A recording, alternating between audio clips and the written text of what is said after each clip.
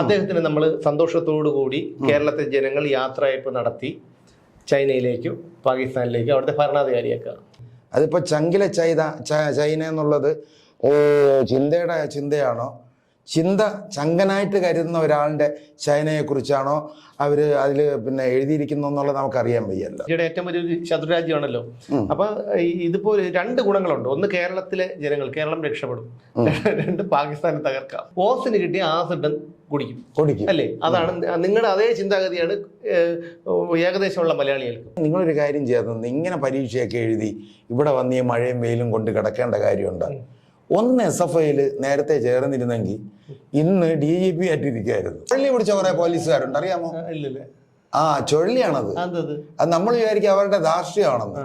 അവർ വന്നു കഴിഞ്ഞ് ആദ്യം നമ്മുടെ ബൈക്കിന്റെ താക്കോൽ വലിച്ചങ്ങ് ഊരിയെടുക്കും. നമ്മൾ വിചാരിക്കും ഇയാളെന്തിന് നമ്മുടെ താക്കോൽ ഊരിയെടുക്കണേ. യഥാർത്ഥത്തിൽ പാവം, ജന്മനാ ചുഴലി അസുഖമാണ്. ഷേക്സ്പിയർ, മഹാത്മാഗാന്ധി, അങ്ങനെ പല മഹാന്മാരും എന്താണ് കഷണ്ടിയായിരുന്നു. ലോകത്തുള്ള സകല സാമൂഹ്യ വിരുദ്ധന്മാരെ എടുത്തു കഴിഞ്ഞാൽ അവന്മാരെ തലയിൽ ഇതേപോലെ ഒരൊറ്റ മുടി കാണും. അവരെല്ലാം ബുദ്ധി പ്രയോഗിച്ച് പിന്നെ കഷണ്ടിയും മുടിയില്ലാതായി പോയതാണ്. അല്ലാതെ ഇതേപോലെ കൊഴുത്തിരുമ്പ് പറയാൻ വന്നിരുന്നല്ല, ഇതേപോലെ ആയിപ്പോയി. അല്ല, ഇത് എനിക്കൊരു സംശയം കേട്ടാ. ഇത് നീളമുള്ള ഒരു മുടിയാണിത്. ഇത് അജിത ചേച്ചി കാണാനാണ് ഞാനിത് കാണിക്കുന്നത് കേട്ടാ. ഇത്രയും നീളമുണ്ട് ഈ മുടിക്ക്, ഇത്രയും നീളമുണ്ട്. ജയൻചേട്ടൻ്റെ മുടിക്ക് ഇത്രയും നീളം ഇല്ല എന്ന് നിങ്ങൾ മനസ്സിലാക്കണം. അതും ഒരു ഹെന്ന അടിച്ച ഒരു കളറുള്ള ഒരു മുടിയാണ് ഈ മുടി. ഇത് സുമേഷ് ആലോചിച്ചോണ്ടിരിക്കുന്നു. അല്ല ചേട്ടാ, ഞാൻ ആലോചിക്കുന്നതേ, നമ്മുടെ ഇവിടെ പലസ്തീൻ യുദ്ധം തുടങ്ങിയിട്ട് ഒരുപാട് കാലമായി. ഒരു 8 മാസമെങ്കിലോ 6-7 മാസമെങ്കിലോ ഒരുപാട് നിരപരാധികൾ കൊല്ലപ്പെട്ടു. അതിനെ ഈ രാഷ്ട്രീയവൽക്കരിക്കുമ്പോഴാണ് നമുക്ക് എതിർത്ത് പറയേണ്ടി വരുന്നത്. ഒരു വർഗീയ രീതിയിലാക്കുമ്പോഴാണ് നമുക്ക് എതിർത്ത് പറയേണ്ടി വന്നത്. തീർച്ചയായും. പക്ഷേ സാധാരണക്കാരായ ജനങ്ങളാണ് അവിടെ കൊല്ലപ്പെടുന്നത്. കുട്ടികളടക്കം എത്രയോ പിഞ്ചു കുഞ്ഞുങ്ങൾ, അവരൊന്നും അറിയാത്ത കുട്ടികളാണ്. അപ്പൊ ഞാൻ ആലോചിക്കുന്നതെന്ന് വെച്ചാൽ നമ്മുടെ ഇന്ത്യയുടെ ശത്രുരാജ്യം, പ്രധാനപ്പെട്ട ശത്രുരാജ്യം എന്ന് പറഞ്ഞു കഴിഞ്ഞാൽ ഇപ്പോൾ ചൈനയാണ്. അവിടെ അരുണാചൽ പ്രദേശിലേക്ക് കടന്നു കയറിക്കൊണ്ടിരിക്കുന്നത്. പിന്നെ ഉള്ളത് പാകിസ്ഥാനും. അപ്പൊ നമ്മൾ ഈ കോടിക്കണക്കിന് രൂപ മുടക്കി മിസൈലുകളും അതുപോലുള്ള യുദ്ധോപകരണങ്ങളും ഒക്കെ വാങ്ങിയിട്ട് ഇങ്ങനെ പട്ടാളക്കാരെ ബലി കൊടുത്ത്, കാരണം ഈ ഒരു യുദ്ധമാകുമ്പോൾ പട്ടാളക്കാർ മരണപ്പെടും. അവരാണ് നമ്മുടെ രാജ്യത്തെ സംരക്ഷിക്കുന്നത്. അവർക്കും കുടുംബമുണ്ട്, കാര്യങ്ങളൊക്കെ ഉണ്ട്. അപ്പൊ അതുകൊണ്ട് അവരെ പിന്നെ അവരുടെ ജീവൻ വരെ ബലി കൊടുത്ത് എന്തിനാണ് നമ്മൾ ഈ ഒരു യുദ്ധം നടത്തുന്നത്? ഇപ്പൊ പാകിസ്ഥാനെയും ചൈനയെയും തകർക്കാനൊക്കെ വേറെ മാർഗം ഞാൻ ആലോചിച്ചിട്ട് വളരെ നിസ്സാരമായൊരു മാർഗം നമ്മുടെ മുന്നിലുണ്ട്. അങ്ങനെ ഉള്ളപ്പോഴാണ് ഈ പറയുന്നവർ അതൊന്നും ചിന്തിക്കാതെ ഈ യുദ്ധം നടത്താൻ വേണ്ടിയിട്ട് കോടിക്കണക്കിന് രൂപ, അതിനു വേണ്ടി ആയിരക്കണക്കിന് കോടി രൂപ ചെലവഴിക്കുന്നത്. അല്ല, എനിക്കത് മനസ്സിലാകാത്ത കാര്യം എന്ന് പറഞ്ഞാൽ, നമ്മുടെ ഇപ്പോൾ ഇന്ത്യ സർക്കാരിന് അവർക്ക് തലയ്ക്കകത്ത് ആള് താമസം ഇല്ലാത്തതുകൊണ്ടാണ് ഒരു വലിയ വലിയ സന്നാഹങ്ങളും ബാക്കി കാര്യങ്ങളുമായിട്ട് അതിർത്തിയിൽ വളരെ കാര്യമായിട്ട് നിൽക്കുന്നത്. അത് ഈ കോടിക്കണക്കിന് രൂപ മുടക്കിയാലേ പറ്റുള്ളൂ. ഇതൊന്നും ഇല്ലാതെ എങ്ങനെ ഇതിനെ അടിച്ചമർത്താൻ പറ്റുമെന്നുള്ളതാണ് ഈ സുമേഷിന്റെ ഒരു. ഞാൻ ഈ കൊല്ലുന്നതിനോടൊന്നും എനിക്ക് യോജിപ്പുള്ള ഒരു വ്യക്തിയല്ല. ഏതൊരു മനുഷ്യനെയും നമ്മൾ ഉപദ്രവിക്കാൻ പാടില്ല. അപ്പൊ പിന്നെ ഒരു കാര്യം ചെയ്യാം, ഇങ്ങനെ ശത്രു രാജ്യത്തെ ഭീകരരെ വിളിച്ചു വരുത്തിയിട്ട്, അല്ലയോ ഭീകര ഇരിക്കൂ, അങ്ങനെയാണോ ഞാൻ പറഞ്ഞു വന്നതല്ല. ഞാൻ പറഞ്ഞത് ഈ പറയുന്നത് പോലെ ആരെയും കൊല്ലുന്നതിന് എനിക്ക് യോജിപ്പില്ല. കാരണം ഒരു തുള്ളി രക്തം ചിന്താതെ നമുക്ക് പാകിസ്ഥാനെയും ചൈനയും തകർക്കാൻ പറ്റും. ഏതെങ്കിലും മജീഷ്യന്മാർ വരേണ്ടി വരും. പിന്നെ നമ്മളെ രക്ഷപ്പെടുകയും ചെയ്യും. നമ്മൾ രക്ഷപ്പെടും. അത് പുതിയ മാർഗം.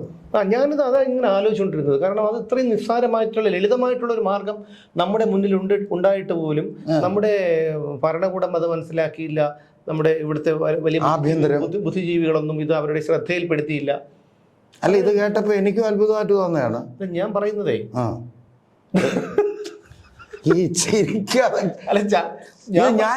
ഞാൻ ഇത്രയും സീരിയസ് ആയിട്ടുള്ള ഒരു കാര്യം പറയുമ്പോഴേ ആ ഒരു അർത്ഥത്തോടു കൂടി കാര്യം പറ. അല്ല, ഇതെന്തോന്ന് ഒരുമാതിരി പിള്ളേരെ പോലെ ഗൗരവത്തോടു കൂടി തന്നെയാണ് പറയുന്നത്. ഗൗരവം ഇല്ലല്ലോ മുഖത്ത്, സാധാരണയുള്ള ഗൗരവമൊന്നും ഇല്ലല്ലോ. ഞാൻ പറയട്ടെ, ഗൗരവത്തോടു കൂടി തന്നെയാണ് പറയുന്നത്. പക്ഷെ എന്നാലും അത്രയും കൊടും ക്രൂരത നമ്മൾ ഇവരോട് കാണിക്കണം എന്നുള്ളൊരു ചിന്ത എനിക്കുണ്ട്. അവര് മനുഷ്യരാണ്. പാകിസ്ഥാൻകാരായിരുന്നാലും ഈ പറയുന്ന പിന്നെ ചൈനക്കാരായിരുന്നാലും മനുഷ്യരാണ്. പക്ഷെ അവരെടുത്ത് നമ്മൾ അത്രയും ഒരു കൊടുംചതി കാണിക്കണോ? ഈ രക്തം ചിന്താതെ ഒരു മനുഷ്യനെ കൊല്ലാതെ എങ്ങനെ പിന്നെ നമുക്ക് ഒരു ഒരു പിന്നെ രാജ്യത്തിനെ പ്രതിരോധിക്കാൻ പറ്റും? ഒറ്റ വഴിയേ ഉള്ളൂ. എന്താണ്?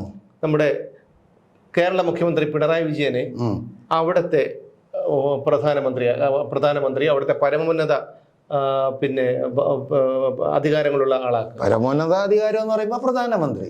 പാകിസ്ഥാനിലെ പ്രധാനമന്ത്രി, ചൈനയിലെ പ്രസിഡന്റ്. എനിക്ക് മനസ്സിലായില്ല. അല്ല, പാകിസ്ഥാനിലായിരുന്നാലും ചൈനയിലായിരുന്നാലും അവർക്ക് ഇപ്പൊ ഇതിന്റെ രാജ്യത്തെ പരമോന്നതമായിട്ടുള്ള അധികാരം പിണറായിക്ക് കിട്ടത്തക്ക രീതിയിലുള്ള ഒരു സംവിധാനം കൊണ്ടുവരണം. അദ്ദേഹത്തിന് നമ്മൾ സന്തോഷത്തോടു കൂടി കേരളത്തിലെ ജനങ്ങൾ യാത്രയപ്പ് നടത്തി ചൈനയിലേക്കും പാകിസ്ഥാനിലേക്കും അവിടുത്തെ ഭരണാധികാരിയാക്കുക. ആക്കിയാൽ കേരളം 8 കൊല്ലം അനുഭവിച്ചിട്ടും മതിയായില്ല. അപ്പോ ചുരുക്കം പറഞ്ഞാല് പുള്ളിയെ വിട്ടാ മതി. അല്ല, ഞാൻ പറയുന്നത് ഒരു മാസം മതിയാവും. ഒരു മാസമൊന്നുമല്ല. അല്ല, ഞാൻ പറഞ്ഞിട്ട് പുള്ളി സ്ഥിരമായിട്ട് വന്നോട്ടെ, നമുക്ക് ഒരു വിരോധമില്ല. ഞാൻ പറയുന്നത് അങ്ങനെ ഒരു സംവിധാനം വന്നാൽ, സാങ്കല്പികമാണ് എന്നാലും അങ്ങനെ ഒരു സംവിധാനം വന്നാലത്തെ ഒരു അവസ്ഥ ആലോചിക്കുകയാണ്. കാരണം ചൈനക്കാര്, അദ്ദേഹം കമ്മ്യൂണിസ്റ്റ് രാഷ്ട്രമാണ് ചൈന. പിണറായി വിജയൻ കമ്മ്യൂണിസ്റ്റുകാരനാണ്. അവരിപ്പോൾ ഇന്ത്യയിലൊക്കെ ജീവിക്കുന്നുണ്ടെങ്കിലും അവരുടെ മനസ്സ് മൊത്തം അങ്ങോട്ടാണ്. കാരണം ഇവിടെ മട്ടാഞ്ചേരിയിലൊക്കെ ജൂതന്മാരുണ്ടായിരുന്നു പറഞ്ഞിട്ട്. ഈ ജൂതന്മാരൊക്കെ ഇവിടെ ജീവിക്കുന്നുണ്ടെങ്കിൽ പോലും അവരുടെ അപ്പൊ അതുപോലെ നമ്മൾ എങ്ങനെയൊക്കെ ആയിരുന്നാലും ഇവിടെ ജീവിക്കുന്നുണ്ട്. ഇപ്പം തന്നെ നമ്മുടെ ചിന്താ ജെറോം അവരുടെ ഒരു ആത്മകഥ എന്തോ എഴുതിയല്ലോ, അതിന്റെ പേര് തന്നെ എന്താണ്? ചങ്കിലെ ചൈന എന്നായിരുന്നു.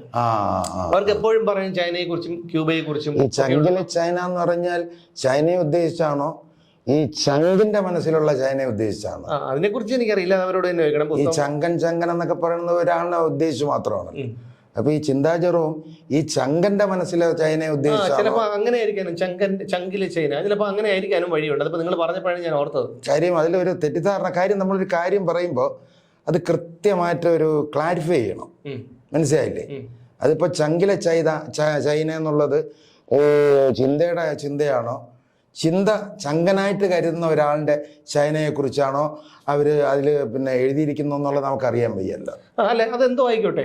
അപ്പൊ അവരുടെ രീതി അതാണ്. ഇപ്പൊ അവര് സോവിയറ്റ് യൂണിയനെ കുറിച്ച് പറയുന്നില്ല, അങ്ങനെ ഒരു രാജ്യം ഇപ്പൊ ഇല്ല. അപ്പൊ അതിന് റഷ്യയാണ്. അതൊന്നും അവരുടെ കമ്മ്യൂണിസത്തിന്റെ ഈറ്റില്ലായിരുന്നു, അതിനെ കുറിച്ച് അവർ പറയുന്നില്ല. അപ്പൊ ഞാൻ പറഞ്ഞു വന്നത് ഇതാണ്. കേരളത്തെ മെനിഞ്ഞാന്ന് ഷോൺ ജോർജിന്റെ എറണാകുളത്തെ ഓഫീസിലേക്ക് ഡിവൈഎഫ്ഐ നടത്തിയ മാർച്ചിൽ ആ ഒരു ഡിവൈഎഫ്ഐയുടെ നേതാവ് പ്രസംഗിച്ചതെന്ന് പറഞ്ഞാൽ, കേരളത്തെ കണ്ണിലെ കൃഷ്ണമണി പോലെ കാക്കുന്ന പിണറായി വിജയനെതിരെ നീ പറഞ്ഞാൽ നിന്നെ ഞങ്ങൾ പാഠം പഠിപ്പിക്കുമെന്ന് പറഞ്ഞിട്ടാണ്. കൃഷ്ണമണി പോലെ കാക്കുന്ന. അപ്പൊ ഞാനും പറയുന്നതാണ്, കണ്ണിലെ കൃഷ്ണമണി പോലെ കാക്കുന്ന ഇദ്ദേഹത്തിനെ ഞാൻ പറഞ്ഞോട്ടെ. ഇപ്പോ ഇന്ത്യ ഗവൺമെന്റിന് പാകിസ്ഥാനുമായിട്ടോ ചൈനയുമായിട്ടോ ഡയറക്റ്റ് ഒരു ചർച്ച നടത്താൻ വിമുഖതയുണ്ടെങ്കിൽ, അല്ലെങ്കിൽ എന്തെങ്കിലും ബുദ്ധിമുട്ടോ സാങ്കേതിക തടസ്സമോ ഉണ്ടെങ്കിൽ ഒരു മീഡിയേറ്റർ വയ്ക്കുക. മറ്റൊരു രാജ്യത്തെ ഒരു ആളിനെ ഒരു മീഡിയേറ്റർ ആയിട്ട് വെച്ചിട്ട് അവരോട് പറയുക, ഞങ്ങളുടെ നാട്ടിൽ നല്ലൊരു ഭരണാധികാരിയുണ്ട്, അദ്ദേഹം എന്ന് പറഞ്ഞു കഴിഞ്ഞാൽ കണ്ണിലെ കൃഷ്ണമണി പോലെ ഈ കൃഷ്ണമണി എന്ന് പറയരുത്. അതിൽ സഖാക്കളാരും കൃഷ്ണമണി എന്ന് പറയില്ല. കാര്യം അതിൽ കൃഷ്ണൻ ദൈവത്തിന്റെ ഒരു പേരുള്ളത് കൊണ്ട് അവര് കൃഷ്ണമണി എന്ന് പറയില്ല, അവര് വേറെ എന്തോ പേരാണ്. ശരി, അപ്പൊ കൃഷ്ണമണി എന്തോ ആയിക്കോട്ടെ, കൃഷ്ണമണി പോലെ ചങ്ങമണി എന്ന് ഉള്ള ഒരാളാണ്. അത്തരം കാര്യം എന്ന് ഇവരെ ബോധ്യപ്പെടുത്തുക. അപ്പോൾ കേരളത്തിന്റെ കണ്ണിലെ കൃഷ്ണമണി പോലെ കാക്കുന്ന ഒരാളാണ്. രാജ്യത്തെ ഒരു കൊച്ചു സംസ്ഥാനമായ കേരളത്തെ ഭരിച്ച് ഉന്നതിയിലെത്തിച്ച് മിക്ക കാര്യങ്ങളിലും ഒന്നാം സ്ഥാനത്തെത്തിച്ചു. കാരണം ഞാൻ പറഞ്ഞതുപോലെ മദ്യപാനത്തിന്റെ കാര്യത്തിലായിരുന്നാലും, മയക്കുമരുന്നിന്റെ കാര്യത്തിലായിരുന്നാലും, പീഡനത്തിന്റെ കാര്യത്തിലായിരുന്നാലും, കുറ്റകൃത്യങ്ങളുടെ കാര്യത്തിലായിരുന്നാലും, തീവ്രവാദത്തിന്റെ കാര്യത്തിലായിരുന്നാലും എല്ലാ ഇതിലും മുന്നോട്ട് പോയില്ല. ഇല്ല, കേരളം ഇപ്പോൾ നമ്പർ 1 ആണ്. അപ്പൊ ഇദ്ദേഹത്തിനെ ഞങ്ങൾ അടുത്ത് ഇങ്ങനെ ഒരു ഭരണാധികാരിയുണ്ട്, ആ ഭരണാധികാരിയെ താൽക്കാലികമായി നിങ്ങളുടെ രാജ്യത്തെ, ഇപ്പം ചൈനയ്ക്ക് ഇപ്പം അങ്ങനെ ഒരു ആവശ്യമില്ല, കാരണം അവിടെ അത്യാവശ്യം ഇതായിട്ട് പൊക്കോണ്ടിരിക്കുക ഒരു രാജ്യം. അപ്പൊ അതുകൊണ്ട് പാകിസ്ഥാൻ യഥാർത്ഥത്തിൽ അതിനെ ഒന്ന് ഉന്നതിയിലാക്കാനാണോ കുട്ടിച്ചോറാക്കാനാണോ? ഉന്നതിയിലാക്കാൻ. ഞാൻ പറഞ്ഞില്ലേ, പാകിസ്ഥാൻ എന്ന് പറഞ്ഞാൽ ആകെ താറുമാറായി കിടക്കുകയാണ്. അവിടുത്തെ ഭരണം ജനങ്ങൾക്കൊന്നും ഒരു നിവൃത്തിയില്ല, ഒരു ഭരണം എല്ലാം താറുമാറായി വല്ലാത്തൊരവസ്ഥയിലാണ് പാകിസ്ഥാൻ. ആ പാകിസ്ഥാനിൽ ഇദ്ദേഹത്തെ ഭരണമേൽപ്പിക്കുക. ഈ ഭരണമേൽപ്പിച്ചാൽ ഇപ്പൊ നമ്മൾ 8 കൊല്ലം കേരളം അദ്ദേഹം എന്തെല്ലാം ചെയ്തു. അയ്യോ, പിന്നെ ഭയങ്കര സംഭവമാണ്. അപ്പം അത് പാകിസ്ഥാനിലേക്ക് കൊണ്ടുവന്നാൽ അദ്ദേഹത്തിന്റെ ഭരണം പാകിസ്ഥാനിൽ ഒരു 8 വർഷം അദ്ദേഹത്തിനെ മാത്രം വിട്ടാൽ പോരെ, ഇവിടുത്തെ കുറച്ച് സഖാക്കളെ കൂടി വിടണം. ആരെയൊക്കെയാണ് ഉദ്ദേശിക്കുന്നത്? അല്ല അങ്ങനെയല്ല, ഞാൻ പറഞ്ഞില്ലേ, AK ബാലൻ, പിന്നെ MV ഗോവിന്ദൻ, പിന്നെ EP ജയരാജൻ, അതുപോലെ കുറെ DYFI നേതാക്കന്മാരുണ്ടല്ലോ, അവര്, അങ്ങനെ കുറെ ആൾക്കാരെ വിടുക. കൂറ്റനാടെന്ന് കുറച്ച് അപ്പം കൂടെ കൊണ്ടുപോയാലോ? അതും ശരിയാവും, അത് ശരിയാവും. അപ്പൊ എന്തായിരുന്നാലും ഇതുപോലെ ഉള്ള സഖാക്കന്മാരെ കൂടെ കുറച്ചു പേരെ വിടുക. ഏറിയാൽ 1-2 കൊല്ലം, ഈ 1-2 കൊല്ലത്തിനിടയ്ക്ക് പാകിസ്ഥാന്റെ സ്ഥിതി കട്ടയും പടവും മടങ്ങി. ആര് പറഞ്ഞു? കട്ടയും പടം ഒന്നും മടങ്ങൂല. പിന്നെ കേരളം ഇന്ന് നമ്പർ 1 അല്ലേ? ലോസ് ആഞ്ചലസ് പോലെ ഇവിടെ എന്തുമാത്രം വികസനവും കാര്യങ്ങളും. അപ്പൊ അതുപോലെ അങ്ങനെയുള്ള, എനിക്ക് ഇങ്ങനെ കാണല ഇമ്രാൻഖാനെ ഭയങ്കര ഇഷ്ടമായിരുന്നു. ഇപ്പൊ ഇഷ്ടമല്ലേ? ഇപ്പൊ അങ്ങനെയല്ല, അങ്ങനെ ഭരണാധികാരിയായി മാറിയപ്പോഴത്തേക്ക് ആ ഇഷ്ടം അങ്ങ് മാറി. കാര്യം സുമേഷിനെ അറിയാമോ എന്ന് അറിഞ്ഞൂടാ, വേൾഡ് കപ്പ് ഒരിക്കൽ പാകിസ്ഥാൻ എടുത്തു. അന്നത്തെ ക്യാപ്റ്റൻ ആരായിരുന്നു? ഇമ്രാൻഖാൻ ആയിരുന്നു. സാധാരണഗതിയിൽ ഒരു കൊച്ചു കളി ജയിച്ചാലും അട്ടഹാസവും ബഹളവും ആയിരുന്നു. ആ അട്ടഹാസവും ബഹളവും പിന്നെ താന്തവും ഉത്തരവും കാണിച്ചതിന്റെ പേരിലാണ് നമ്മുടെ മലയാളിയായ പിന്നെ ക്രിക്കറ്റ് താരം ശ്രീശാന്ത് നിന്ന് വീട്ടിലിരിക്കുന്നത്. അതിന് പകരമായിട്ടാണ് നമ്മുടെ സഞ്ജു സാംസൺ നല്ല ആ വിനയം കൊണ്ട് അവന്റെ പിന്നെ പ്ലേ കൊണ്ടും അവൻ ഇന്ന് ആ ഒരു രീതിയിൽ. അപ്പൊ ഞാൻ ഈ പറഞ്ഞു വന്നത്, അന്ന് വേൾഡ് കപ്പില് ക്യാപ്റ്റൻ അപ്പൊ ആ വേൾഡ് കപ്പ് എടുത്തപ്പോഴത്തേക്ക് നമ്മളെല്ലാം ഭയങ്കര ആവേശത്തോടെ ഇയാൾ ഭയങ്കരമായിട്ട് തുള്ളിച്ചാടുമെന്ന്. ഇന്നും ആ വിഷ്വൽ എടുത്ത് കണ്ടാലറിയാം. പുള്ളി ആ സ്റ്റേഡിയത്തിൽ നിന്ന് ഗാലറിയിലോട്ട് വരുന്ന ഒരു ചെറിയൊരു പുഞ്ചിരി മാത്രമേ ഉള്ളൂ, ഒരു അഹങ്കാരവും ഇല്ലാതെ വളരെ നോർമലായിട്ട്. അതിപ്പോഴും പല പ്രാവശ്യവും പല ചാനലുകാരും കാണിക്കുന്നുണ്ട്. പിന്നെ തിരിച്ച് അയാൾ ഭരണാധികാരിയായിട്ട് വന്നപ്പോഴത്തേക്ക് നമുക്ക് അയാളുമായിട്ട് പൊരുത്തപ്പെടാൻ പറ്റിയില്ല. അതുകൊണ്ടാണ് ആയിരിക്കാം. അപ്പൊ ചുരുക്കി പറഞ്ഞാൽ ഇവിടുത്തെ ഒരാളിനെ ജയിലിലാക്കാൻ ഉദ്ദേശിച്ചാണ് പാകിസ്ഥാനിൽ വിടണമെന്ന് ഞാൻ പറഞ്ഞെന്ന് വെച്ചാൽ, അവിടുത്തെ ജനങ്ങള് കാരണം ഇന്ത്യയുടെ ഏറ്റവും വലിയൊരു ശത്രുരാജ്യമാണല്ലോ.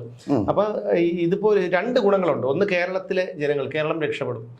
2, പാകിസ്ഥാനെ തകർക്കാം. 2 കാര്യങ്ങളുണ്ട്. അപ്പൊ അതുകൊണ്ട് ഞാൻ അങ്ങനെ ഒരു പോസിബിളാണ്, നടക്കുന്ന കാര്യങ്ങളല്ല, എന്നാൽ പോലും ഞാൻ അങ്ങനെ ഒരു സാധ്യത പറഞ്ഞു എന്നുള്ളതേ ഉള്ളൂ. നിങ്ങളുടെ അഭിപ്രായം എന്താണ്? നല്ലൊരു പരിപാടിയാണോ? അല്ല, നല്ല പരിപാടിയാണ്. കാരണം നമുക്ക് സമാധാനം, നമുക്ക് ശത്രുരാജ്യത്തെ തകർക്കണം അല്ലേ? ഏത് മാർഗവും സ്വീകരിക്കുക എന്നുള്ളതാണ്. ഞാനതല്ലേ പറഞ്ഞ, ഒരു തുള്ളി രക്തം ചിന്താതെ കോടിക്കണക്കിന് രൂപയുടെ യാതൊരു മുടക്കവും ഇല്ലാതെ പാഴാക്കാതെ ഒരു നമ്മുടെ പാകിസ്ഥാൻ നമുക്ക് തകർക്കാം. ചുരുക്കി പറഞ്ഞാൽ അവിടെ പട്ടിണിയും പരിവട്ടവും ആക്കണം. അല്ല, ഇപ്പൊ തന്നെ ആണ്, ഓൾറെഡി ഇപ്പൊ പട്ടിണിയും പരിവട്ടമാണ്.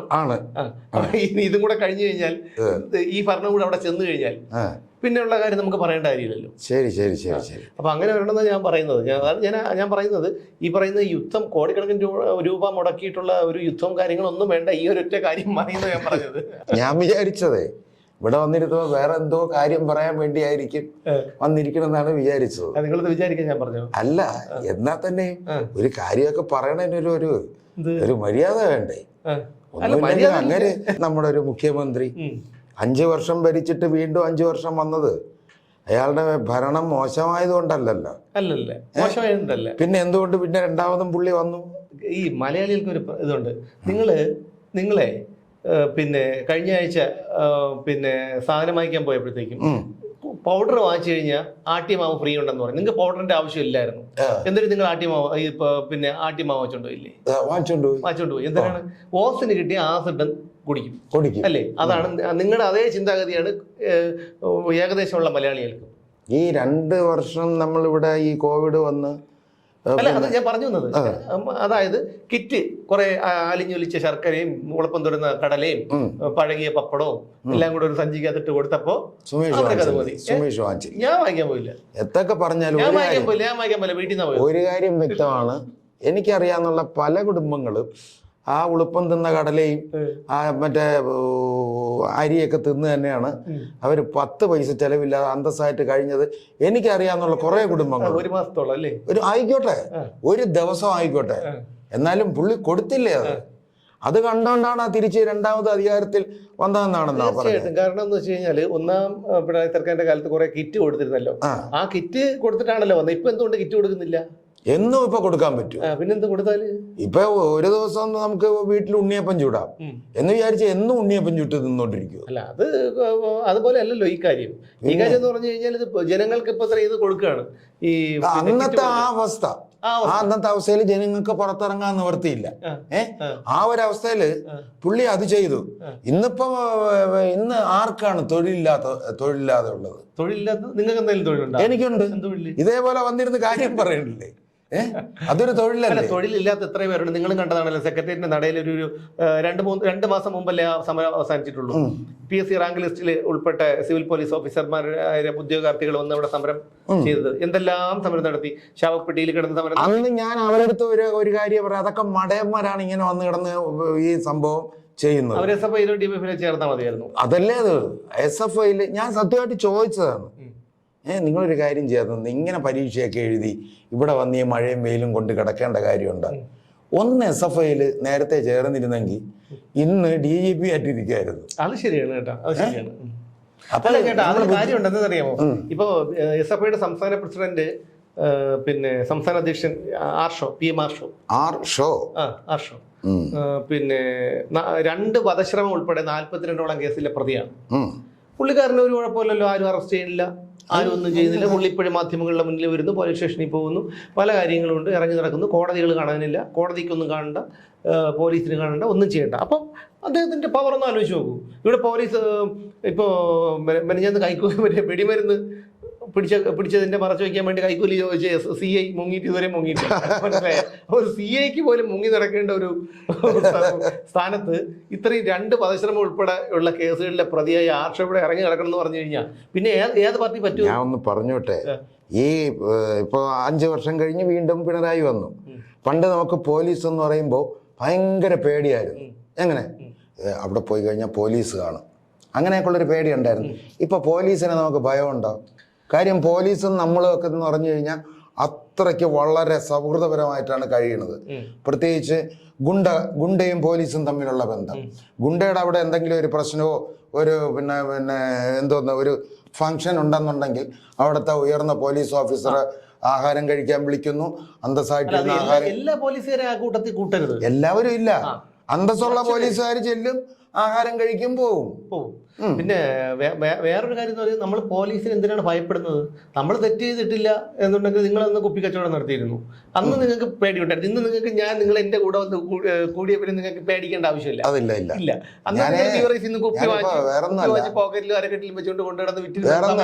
ഇത് ഞാന് സത്യം പറഞ്ഞു കഴിഞ്ഞാല് ഇന്നലെ നടന്നൊരു സംഭവമാണ്. കാര്യം എന്ന് പറഞ്ഞു കഴിഞ്ഞാൽ വണ്ടി ചെക്കിങ് ആണ്.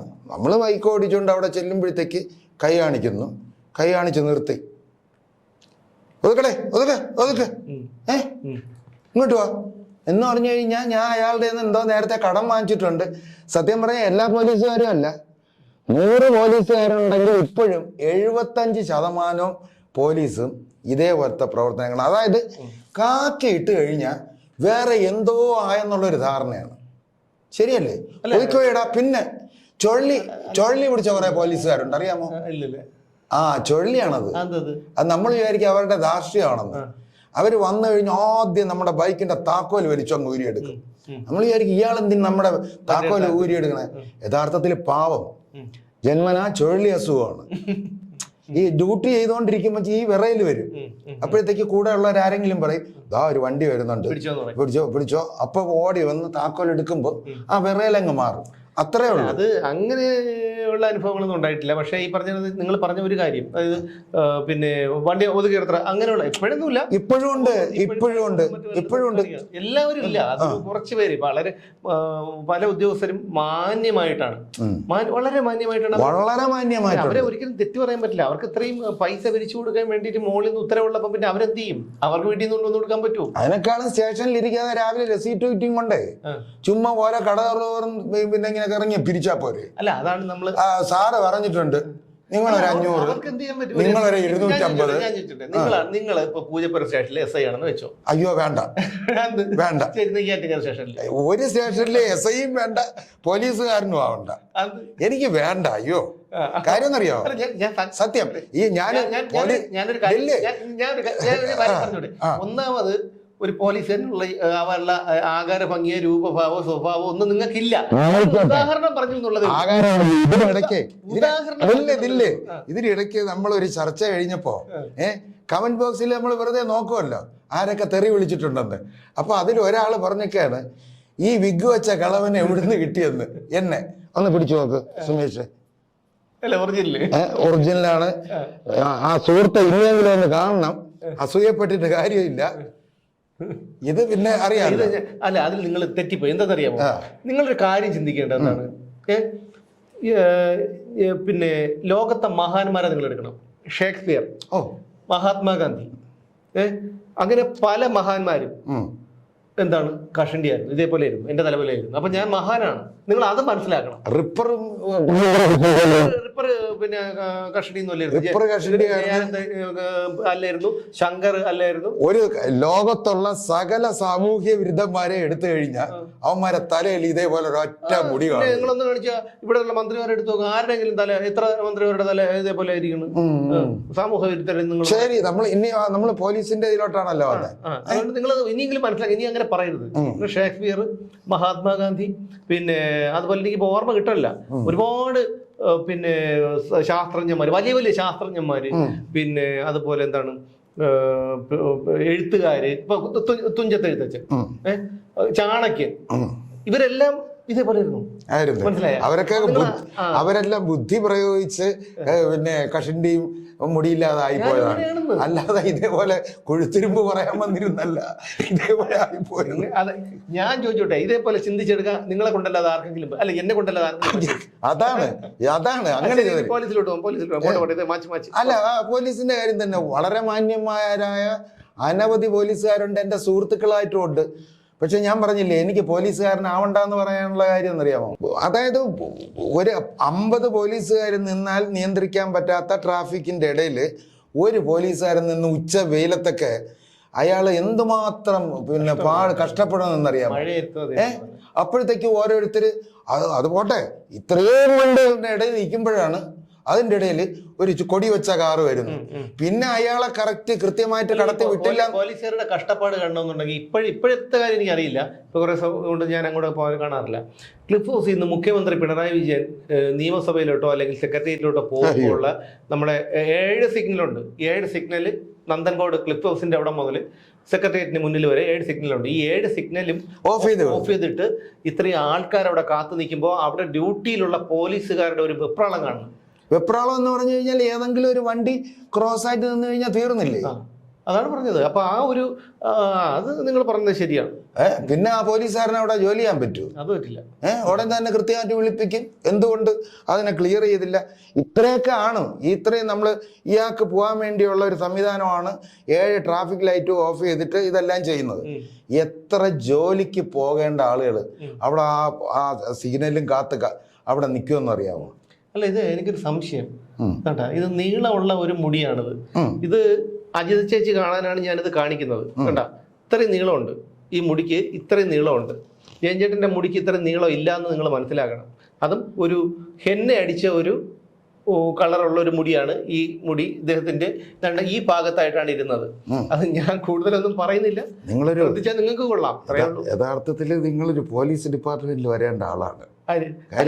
ഈ കറുത്ത ഷർട്ടിൽ കിടന്ന പോലീസുകാരനൊന്നും ആവേണ്ട കാര്യമൊന്നുമില്ല. ഇത് കണ്ണിന് കാഴ്ച ശക്തി നിങ്ങളെ പോലെ മാലക്കണ്ണല്ലോ. എനിക്ക് കണ്ണിന് കാഴ്ച ശക്തിയൊക്കെ ഉണ്ട്. അതേപോലെ അപ്പൊ അതാണ് കാര്യങ്ങൾ. അതിലോട്ട് കൂടുതൽ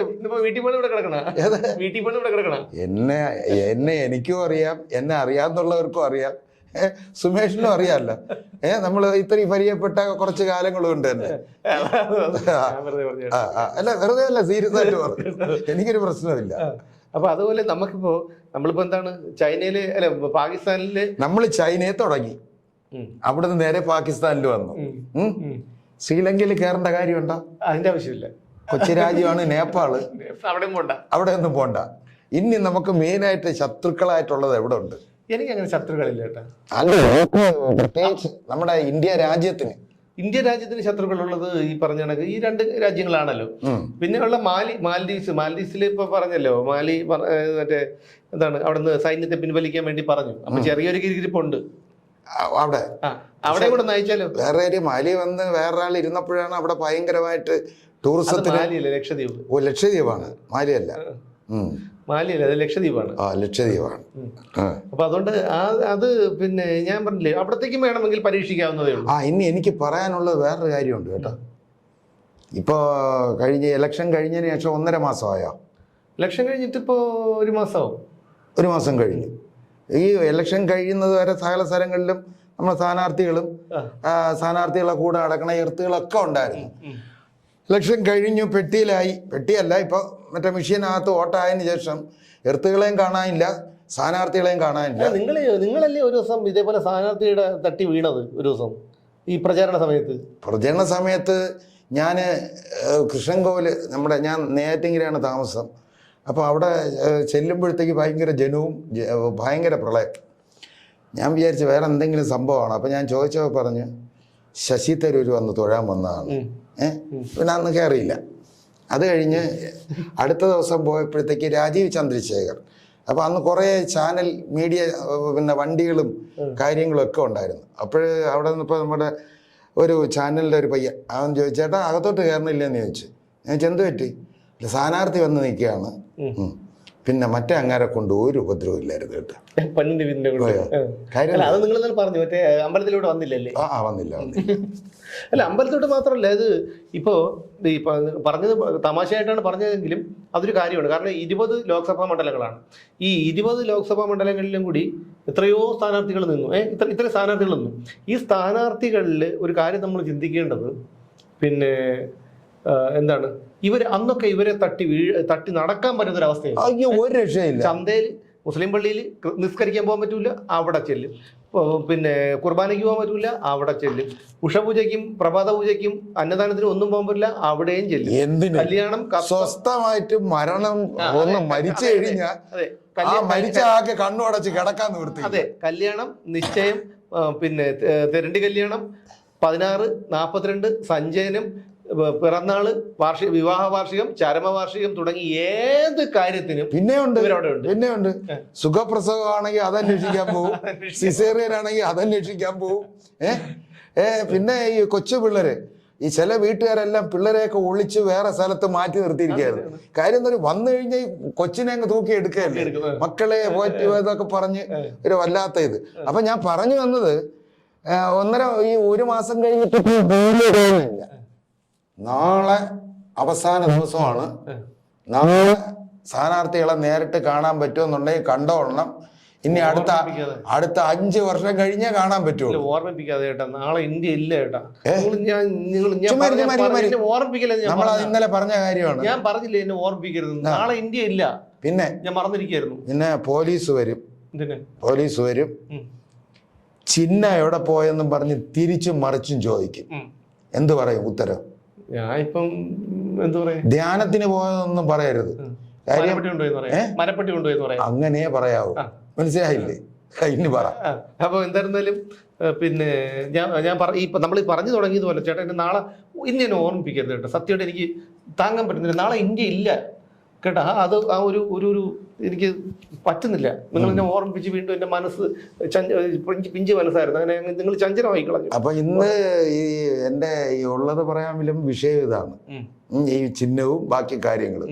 അപ്പൊ ഇന്ത്യ ഇല്ല എന്ന് വിചാരിച്ച് ആരും വിഷമിക്കേണ്ട എന്നുള്ള രീതിയിലാണ് ഞാൻ സാധനം പറഞ്ഞിട്ടുള്ളത്. എൻ്റെ സസ്പെൻസ് ഞാൻ കളയണില്ല.